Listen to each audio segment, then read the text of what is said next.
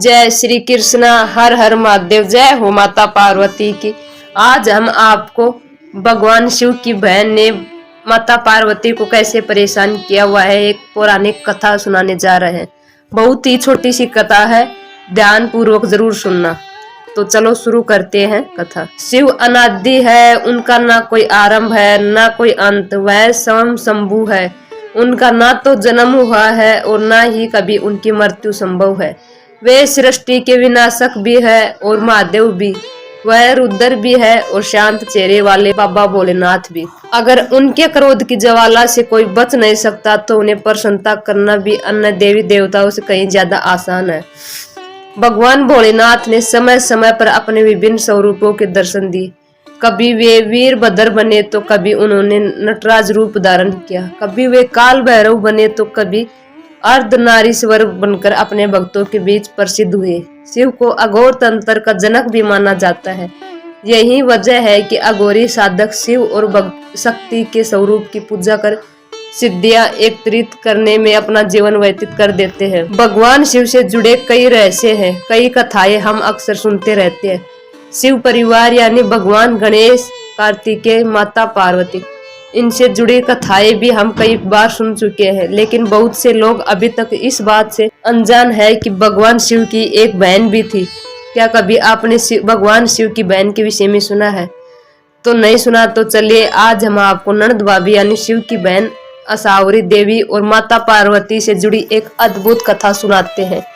पौराणिक कथा के अनुसार जब माता पार्वती भगवान शिव से विवाह कर कैलाश पर्वत पर आई तब वे कई बार उदास और अकेला महसूस करती थी। भगवान शिव तो अंतर्यामी है, उन्होंने माता पार्वती के मन को पढ़कर उनकी उदासी का कारण तो जान लिया, लेकिन फिर भी उन्होंने पार्वती जी से उदासी का कारण पूछा तो माता पार्वती ने उनसे कहा कि उन्हें कोई एक ननद चाहिए। माता ने कहा, काश मेरी कोई ननद होती। भगवान शिव ने उनसे पूछा कि क्या ननद के साथ तुम निभा पाओगी? तो इस सवाल के जवाब देवी पार्वती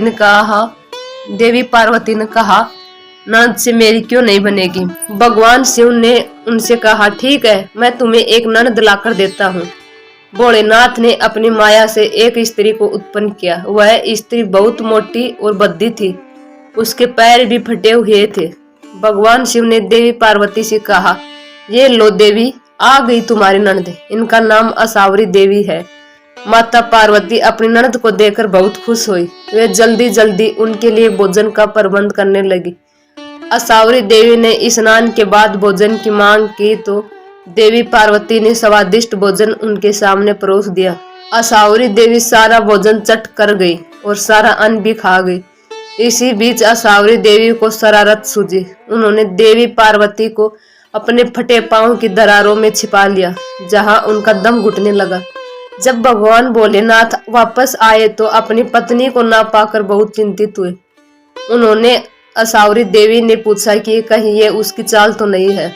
असावरी देवी मुस्कुराने लगी और पार्वती जी को अपने पैरों की दरारों से आजाद किया। आजाद होते ही देवी ने कहा, भोलेनाथ कृपा कर ननद को अपने ससुराल भेज दे, अब और धैर्य नहीं रखा जाता। भगवान शिव ने जल्दी ही असावरी देवी को कैलाश पर्वत से विदा किया। इस घटना के बाद ही नंद भाभी के बीच छोटी छोटी तकरार और नोकझोंक का सिलसिला प्रारंभ हुआ है।